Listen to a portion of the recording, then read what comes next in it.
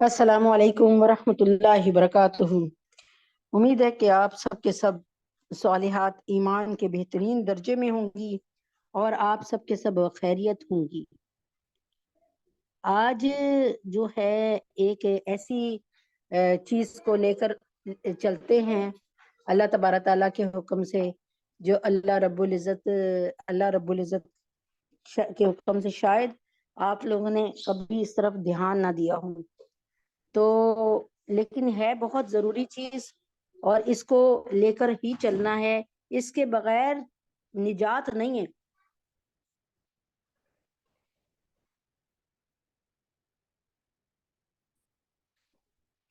اس کے بغیر جنت نہیں ہے، اس کے بغیر نجات نہیں ہے، اس کے بغیر اللہ کی ہم قبولیت نہیں ہے، اس کے بغیر جو ہے اللہ تبارک تعالیٰ کی جو ہے نعمتوں سے فائدہ اٹھانا ناممکن ہے۔ آپ سوچ رہے ہوں گے کہ کون سی چیز اتنی ضروری ہے؟ کلکم خطاؤن و خیر الخطائین توابون، تم میں سے ہر شخص خطا کار ہے اور بہترین خطا کرنے والا وہ ہے جو فوراً توبہ کر لے۔ چنانچہ اللہ رب العزت نے فرمایا ہے، اللہ کے نبی فرماتے ہیں کہ تم میں ہم میں سے یعنی ہم میں سے ہر شخص جو ہے خطا کار ہے، لیکن جو سب سے بہترین ہے وہ کون ہے؟ وہ ہے کہ جو توبہ بھی کر لے فوراً۔ تو اللہ تبارک تعالیٰ کا بھی اعلان ہے کہ ان اللہ یحب التوابین و یحب المتطہرین، کہ اللہ تبارک تعالیٰ پسند فرماتے ہیں، محبت فرماتے ہیں توبہ کرنے والوں سے اور پاکیزہ رہنے والوں سے، یعنی جو توبہ کرتا ہے اس سے بھی اللہ محبت فرماتے ہیں، جو پاکیزہ رہتا ہے اس سے بھی محبت فرماتے ہیں۔ تو اللہ کی محبت حاصل کرنے کے لیے توبہ ضروری ہے اور ساتھ میں ہی پاکیزگی ضروری ہے۔ اللہ کے نبی اکرم صلی اللہ علیہ وسلم 100 مرتبہ ایک دن میں استغفار فرماتے تھے، وہ جو کہ بالکل معصوم الخطا تھے، وہ جو کہ بالکل جو ہے گناہ کا جن کے ساتھ تعلق نہیں تھا، جو معصوم تھے، وہ ایک دن میں 100 مرتبہ استغفار کریں اور ہم کہیں کہ ہم تو بہت نیک ہیں، تو سوچ لیں یہ شیطان کا دھوکہ ہے، شیطان ہمیشہ دھوکے میں ڈالتا ہے۔ اب دیکھیں نا، ہم نے کیسی توبہ کرنی ہے؟ ہم نے قارون کی توبہ کرنی ہے یا فرعون کی توبہ کرنی ہے؟ آپ بتائیں، آپ نے قارون والی توبہ کرنی ہے یا فرعون والی توبہ کرنی ہے؟ قارون کی توبہ سن لیں، پھر مجھے بتائیے گا کہ کس کی توبہ کرنی ہے۔ قارون کی توبہ سن لیں، قارون موسیٰ علیہ السلام کا کہیں لکھا چچا زاد بھائی تھا اور کہیں لکھا چچا زاد بھائی تھا اور کہیں لکھا قارون موسیٰ علیہ السلام کا چچا تھا۔ بہرحال جو بھی تھا، قارون نے موسیٰ علیہ السلام سے کہا کہ آپ ہمارے ادھر آئیں اور بیان دیں۔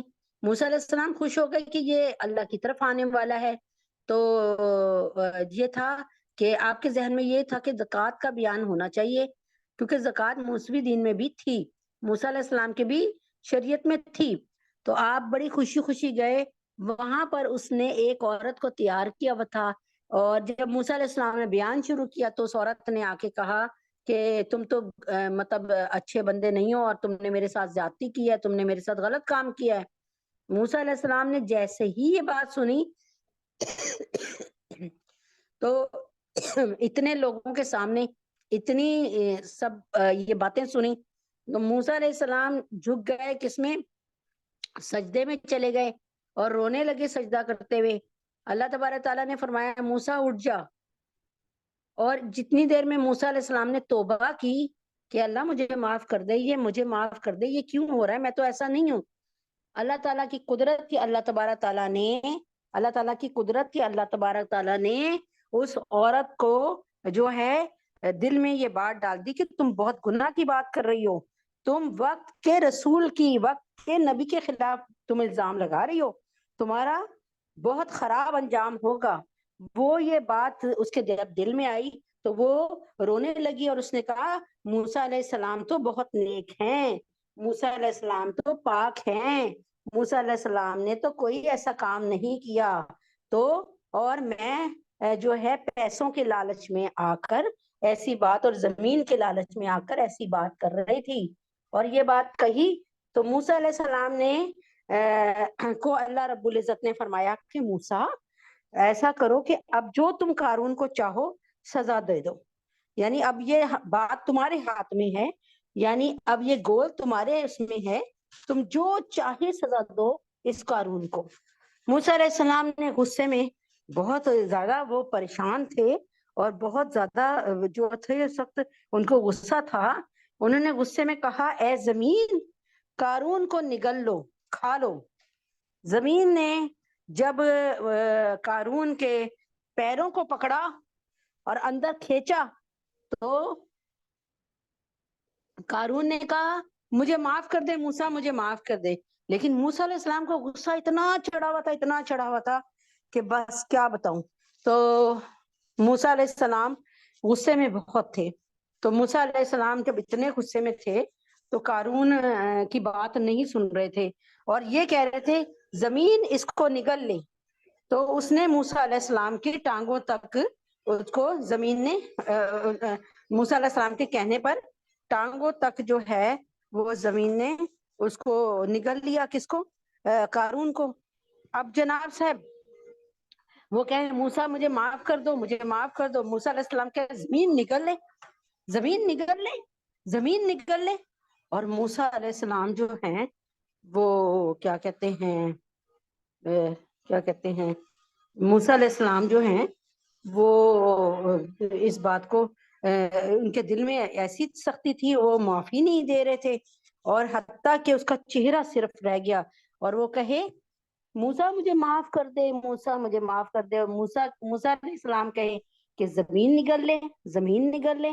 اور یہاں تک کہ وہ دھنس کر وہ قارون جس کا خزانہ اتنا تھا، جس کا خزانہ اتنا تھا اس قارون کے پاس اتنا خزانہ، اتنی دولت تھی کہ کئی مزدور اس کی چابیاں اٹھاتے تھے، ایک جگہ سے لے جاتے دوسری جگہ لے جاتے تھے مزدوروں کے ذریعے، اتنا خزانہ اور اتنی کنجیاں، اتنی چابیاں، اتنی کیس تھی اس کی، اور آج اس کا مال اس کو نہیں بچا سکا، زمین میں دھس کر وہ ملعون واصل جہنم ہوں۔ اللہ تبارک تعالیٰ کی آواز آئی اس کے بعد موسیٰ یہ تجھ سے معافی مانگتا رہا، یہ مجھ سے معافی مانگتا، میں اسے معاف کر دیتا۔ یعنی اللہ تعالیٰ کی رحمت اتنی وسیع ہے، وہ تو معاف کرنے کے لیے تیار بیٹھا ہے، اور ہم اگر معافی نہ مانگے تو پھر یاد رکھیں کہ توبہ کا دروازہ بند ہو جائے گا اور ہماری معافی نہیں ہو سکے گی۔ یہ بہت غنیمت دم ہے کہ آپ اور میں اللہ کے آگے جھک جائیں اور اللہ سے معافی مانگ لیں۔ دوسری بات یہ ہے کہ آگے میں نے اس کا مطلب قارون کی توبہ کوئی کام نہ آئی اس کے، اس لیے کہ اس نے وقت پر نہیں توبہ کی، یعنی موت سے پہلے توبہ کر لیجئے، اور موت کا تو وقت بالکل ہی نہیں پتا کہ کس وقت ہے، کہتے ہیں نا کہ موت کا ایک وقت معین ہے، نیند کیوں رات بھر نہیں آتی۔ جن کو موت کا خوف ہوتا ہے، جن کو اللہ کے حساب سے ڈر لگتا ہے، ان کی تو نیندیں اڑ جاتی ہیں، اور ایک ہم ہیں کہ ہماری نیندیں آپ کو بھی پتا ہے، ہمیں بھی پتا ہے۔ فرعون نے کیسے توبہ کی؟ فرعون جس کے نجومیوں نے کہہ دیا کہ تمہارے ملک میں، تمہاری ریاست میں ایک بچہ ایسا پیدا ہوگا جو تمہاری خدائی کو، تمہاری فرعونیت کو ختم کر دے گا۔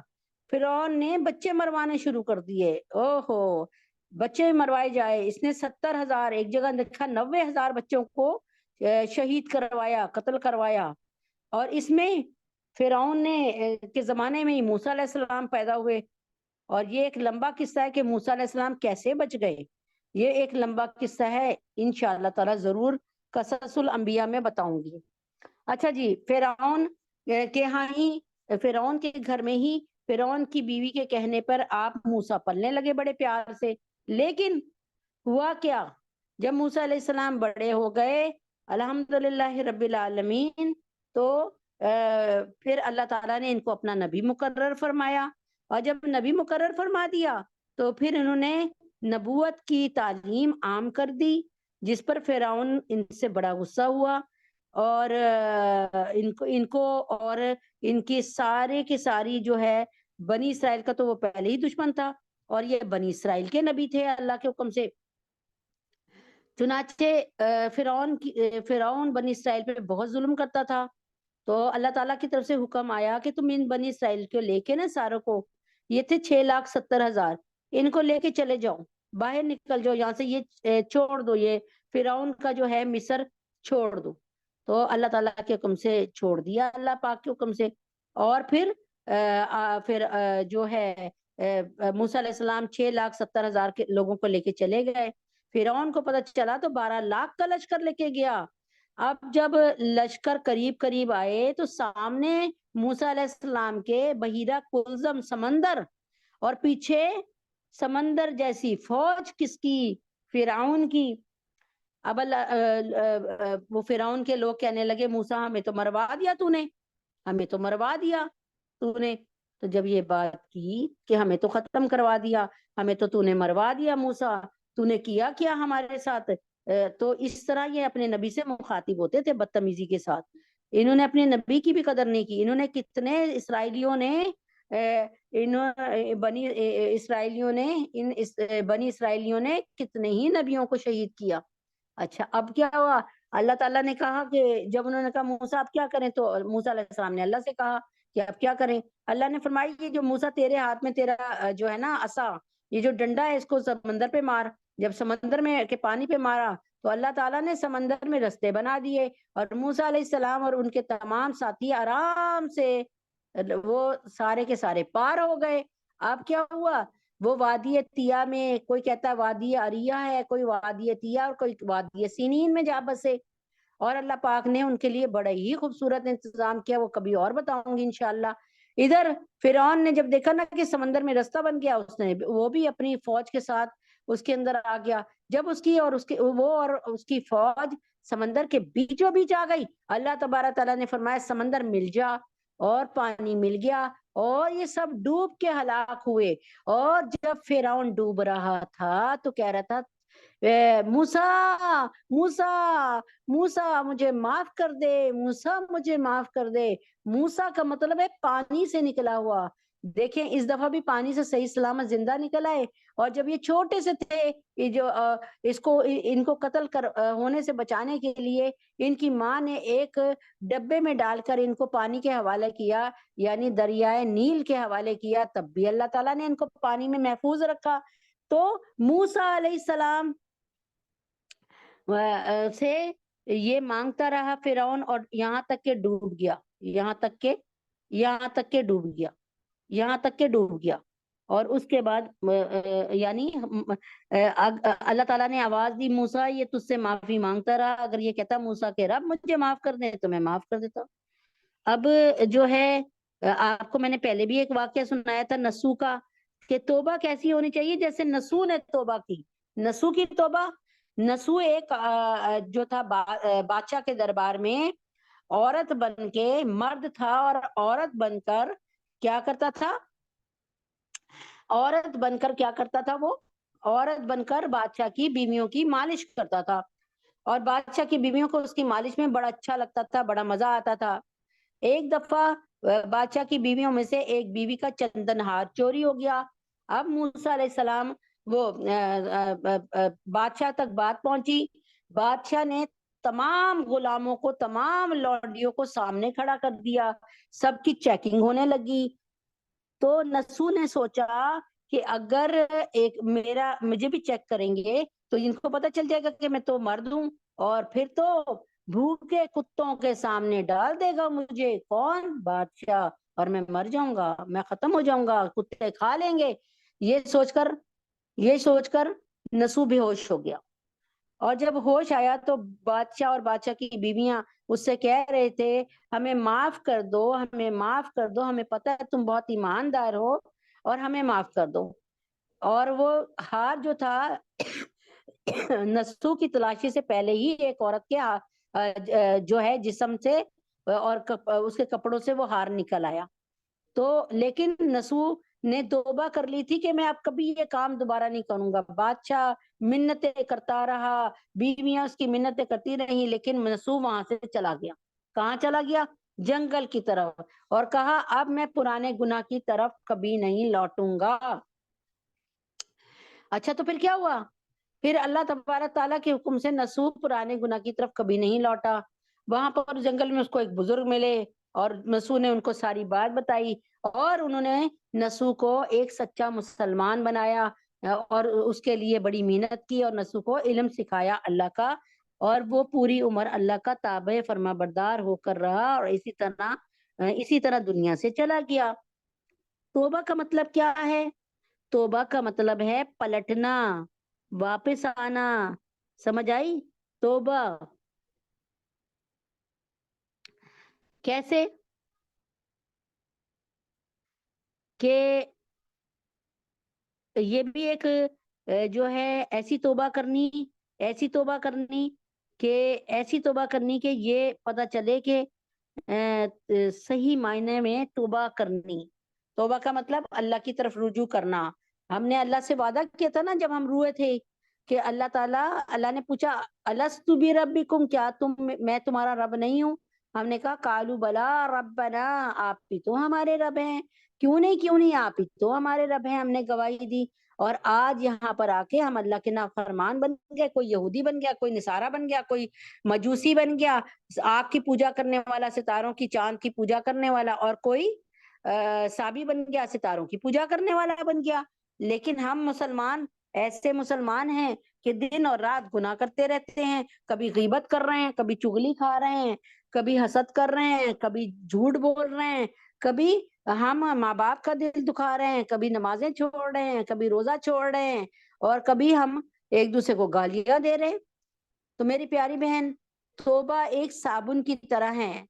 جس طرح صابن سے کپڑے اجلے ہو جاتے ہیں, اسی طرح سے توبہ کرنے سے انسان گناہوں سے پاک ہو جاتا ہے. آئی بات سمجھ میں؟ توبہ ایک صابن کی طرح ہے. اب آپ مجھے بتائیں, آپ کے گندے کپڑے ہیں, اس میں دھبے نظر آ رہے ہیں, آپ اس میں اچھا والا خوبصورت پرفیوم لگا کے آئیں گی میرے گھر میں؟ کبھی بھی نہیں آئیں گی. کہ آپ کے جو کپڑے ہیں ان میں اتنے دھبے نظر آ رہے ہیں, اس پر وہ اتنا قیمتی پرفیوم کیا کرے گا؟ کچھ نہیں کرے گا. اس لیے آپ اپنے دل کو توبہ کے صابن سے دھوئیں, اور پھر وظیفوں کا پرفیوم لگائیے, وظیفوں کی خوشبو لگائیے, اور پھر دیکھیں آپ کے دل سے جو آپ کے دل میں بات پیدا ہوتی ہے, اللہ تبارک تعالیٰ اس کو کیسے پورا کرتے ہیں. آپ دیکھیں تو صحیح, اللہ رب العزت اپنے وعدوں سے بالکل نہیں پھرتے. اسی طریقے سے کیا کہتے ہیں, جیسے ایک دفعہ کیا ہوا کہ حضرت حسن بصری, ایک دفعہ یہ ہوا کہ حضرت حسن بصری رحم اللہ کے زمانے میں ایک جو تھی وہ بڑھیا تھی, اور بڑھیا کا جو ایک بیٹا تھا, اللہ تبارک تعالیٰ کے حکم سے وہ بڑھیا کا بیٹا بہت نافرمان تھا.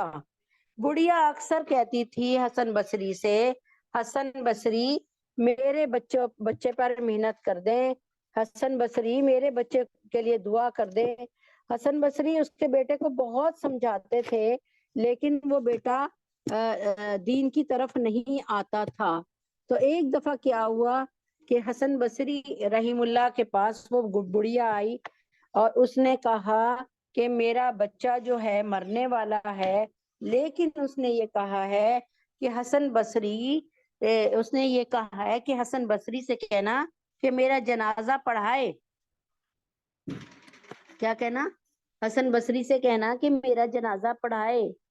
تو حضرت بڑھیا جو تھی, نہیں, اس نے مرنے سے پہلے کہا کہ اماں ذرا نہ حسن بصری کو بلا لائیے. بڑھیا بیچاری آئی, اور کیا کہتے ہیں, بڑھیا بیچاری آئی اور چاہا کہ حسن بصری رحم اللہ سے کو لے کے جائے.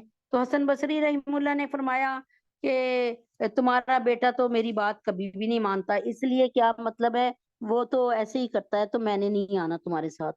حسن بصری رحم اللہ نے جو ہے وہ کیا کیا, حضرت حسن بصری رحم اللہ نے انکار کر دیا.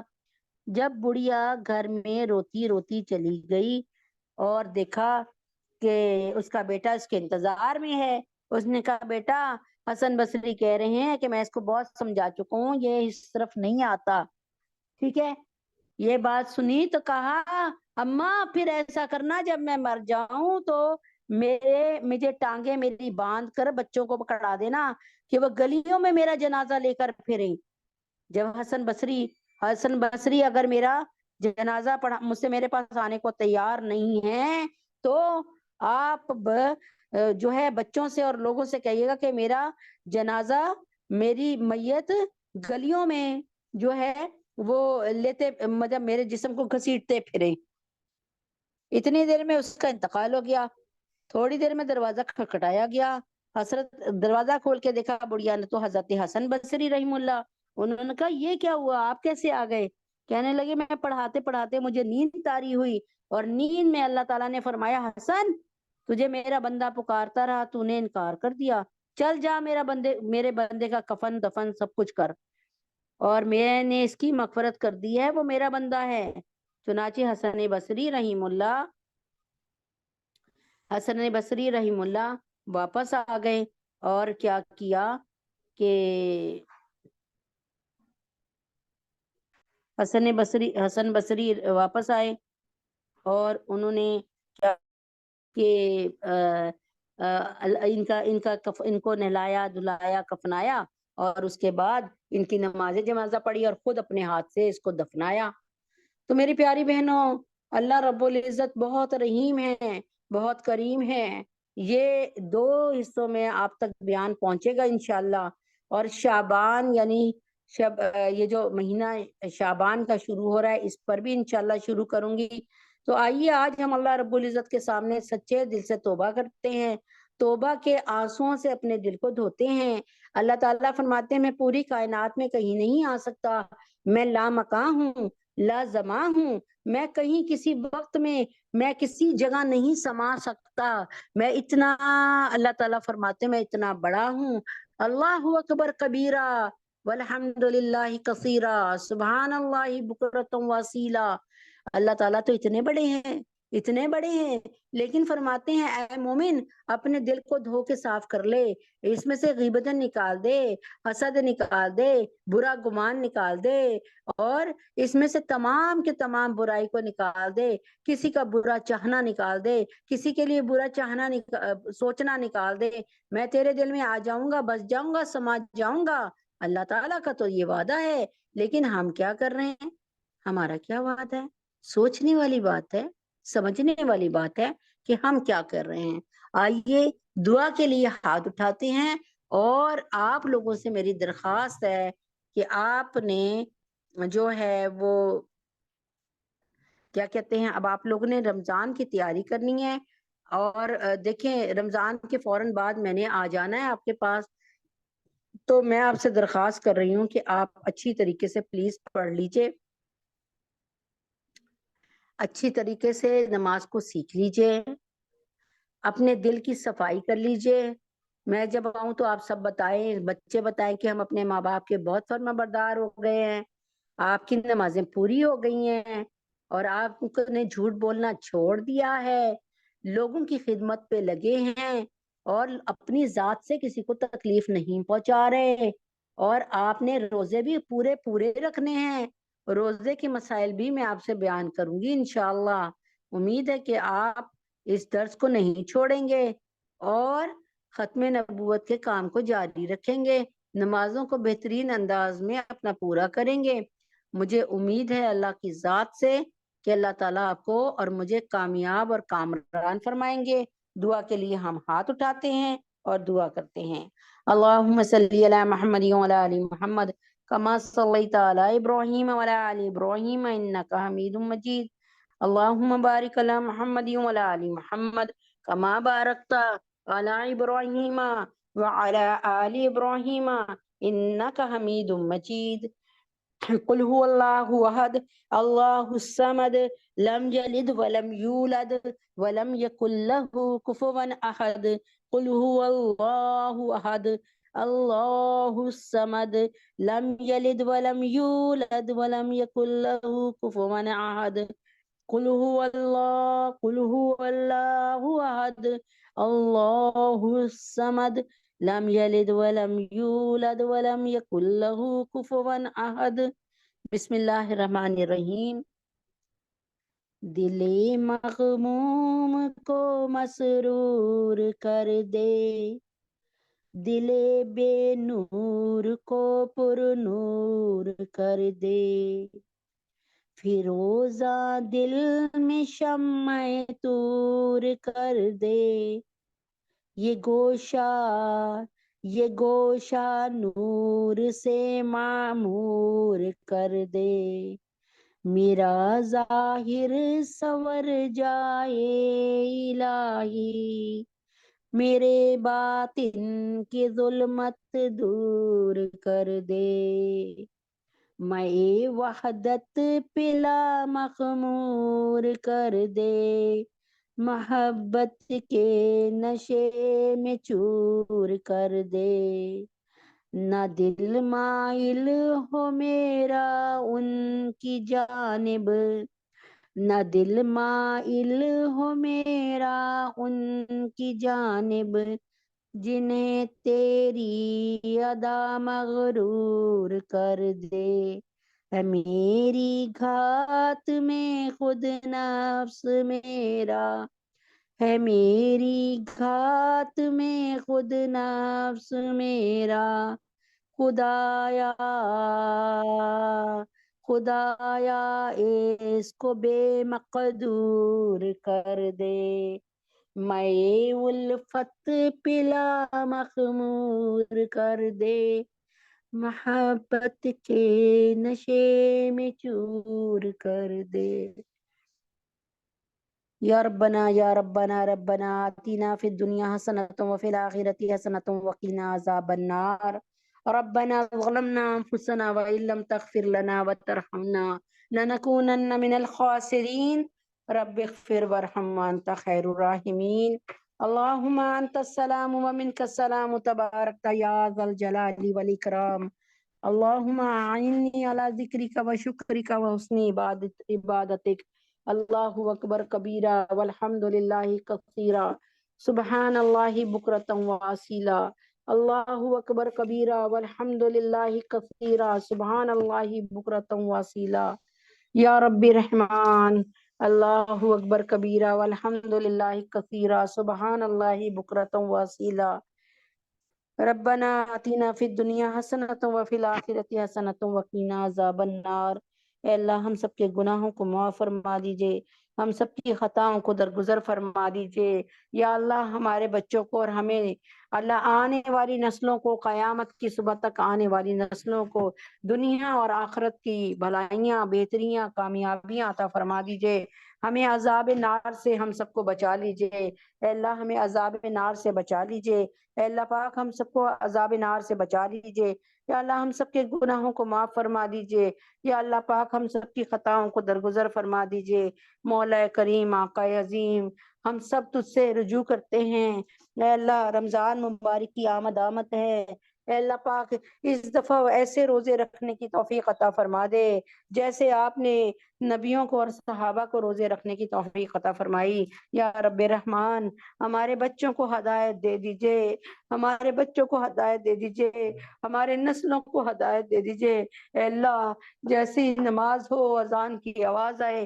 ہمارے بچے اذان کی طرف ایسے بھاگیں، یا ربی رحمان ہمارے بچوں کے دل اپنے قابو میں کر لیجئے، اپنے سینے سے لگا کے ہمارے بچوں کو ہدایت دے دیجئے، یا اللہ اپنے سینے سے لگا کر ہمارے بچوں کو ہدایت دے دیجئے، یا اللہ ہم سب کے گناہوں کو معاف فرما دیجئے، یا اللہ پاک ہم سب کی خطاؤں کو درگزر فرما دیجئے، مولا کریم آقا عظیم ہم سب پہ رحم فرما دیجئے، ہم پہ کرم فرما دیجئے، ہماری آنے والی نسلوں کو اس بے حیائی سے بچا لیجئے، اے اللہ جو ان کے ہاتھوں میں ایٹم بم ہیں، اللہ تبارک تعالیٰ ان ایٹم بم سے، یا اللہ پہ اس فحاشی کے ایٹم بم سے ہمارے بچوں کو بچا لیجئے، اے اللہ ہم رو سکتے ہیں، ہم روتے ہیں، ہم کڑ سکتے ہیں، ہم کڑتے ہیں۔ یا اللہ بچوں کو ماں باپ، جب بچوں کو اللہ اور اللہ کے رسول کا اور والدین کا بہت فرما بردار بنا دیجئے۔ اے اللہ پاک یہ کام بہت مشکل ہے، لیکن آپ نے تو دعویٰ کیا ہے کہ اللہم لا سہل الا ما جعلتہ سہلا وانت تجعل الحزن اذا شئت سہلا، کہ آپ جب چاہیں، اللہ آپ نے فرمایا کہ کوئی کام آسان نہیں جب تک آپ اس کو آسان نہ فرما دیں۔ آپ جب چاہیں سنگلاخ چٹانوں کو، لوہے کی چٹانوں کو چٹیل میدان بنا دیں۔ میرے اللہ ہمارے بچوں کے دلوں پہ محنت فرمائیے۔ اے اللہ پاک ہمارے بچوں کے دلوں پہ کرم فرمائیے۔ یا اللہ پاک رب ارحمہما کما ربیانی صغیرا، یہ تمام کام جو میں نے اپنے روحانی باپ حضرت محمد صلی اللہ علیہ وسلم کو ثواب پہنچانے کے لیے، اور اپنے جسمانی باپ منصور احمد صدیقی، میمونہ اختر قاضی، ضیاء اللہ صاحب، عزیزہ خاتون، یا اللہ پاک جاوید بھائی، فہمیدہ بھابی، عفیف کوثر، یا اللہ ان سب کو اس کا ثواب پہنچا دیجئے۔ یا اللہ جتنے لوگ بیٹھے ہیں، ان کے جتنے مرحومین ہیں، ان تک ان کا ثواب پہنچا دیجئے۔ سب کی قبروں کو جنت کے باغوں میں سے ایک باغ بنا دیجئے۔ یہ محنتوں کو قبول فرما لیجئے، یہ محنتوں کو منظور فرما لیجئے۔ مولا کریم آقا عظیم ہم پہ رحم فرما دیجئے۔ ہمارے ملک کو نیک حکمران عطا فرما دیجئے۔ ہمارے ملک کو سرکش اور کھانے والے اللہ تعالیٰ خود غرض حکمرانوں سے بچا لیجئے۔ ہمارے ملک پہ رحم فرما دیجئے۔ ملک پاکستان میں اسلامی شریعت نافذ فرما دیجئے۔ ملک پاکستان کے تمام لوگوں کو ہدایت عطا فرما دیجئے۔ ہمارے ملک میں یا اللہ اپنے حبیب کے طفیل میں پیٹرول کو، بجلی کو بہت سستا فرما دیجئے۔ ہم سب کے گناہوں کو معاف فرمائیے، ہم سب کی خطاؤں کو درگزر فرمائیے۔ جتنی بچیاں یہاں بیٹھی ہیں، جتنی بچیاں ہمارے گھروں میں بیٹھی ہیں، اے اللہ پاک اپنے حبیب کے طفیل میں حفصہ، فاطمہ، سدرہ، سبحانہ، یا اللہ پاک اور جتنی حفصہ سجاد کی اور جتنی بھی لڑکیاں یہاں بیٹھی ہیں، اس گھر کی بچیوں کے لیے اللہ بہترین زوج، بہترین بار، بہترین در عطا فرمائیے۔ تمام بے روزگاروں کو بہترین کریم روزی عطا فرمائیے۔ تمام بے ہدایتوں کو ہدایت عطا فرمائیے۔ تمام بے ایمانوں کو بے ایمان عطا فرمائیے۔ تمام بے گھروں کو گھر عطا فرمائیے۔ تمام بے دروں کو در عطا فرمائیے۔ ہم سب کے گناہوں کو معاف فرمائیے۔ اس سال زیارت حرمین شریفین کی توفیق عطا فرما دیجئے۔ اے اللہ اس سال زیارت حرمین شریفین کی طرف توفیق عطا فرمائیے۔ اس سال عمرے اور حج کی توفیق عطا فرمائیے۔ یا اللہ فلسطین کے مسلمانوں پہ رحم فرما دیجئے۔ یا اللہ فلسطین کے مسلمانوں کی مدد فرمائیے، حوثیوں کی مدد فرمائیے، یمن کے اور لبنان کے اور فلسطین کے مسلمانوں کی مدد فرمائیے، کشمیر کے مسلمانوں کی مدد فرمائیے۔ یا اللہ تجھے تیرے نبی کا واسطہ حماس کے ایک ایک بندے کی مدد فرمائیے۔ جو جس طرح بھی مدد کر رہا ہے اللہ ان کے رتبے بلند فرمائیے، اللہ ان کی جان مال عزت و آبرو کی حفاظت فرمائیے۔ یا اللہ ہم سب کے گناہوں کو معاف فرمائیے۔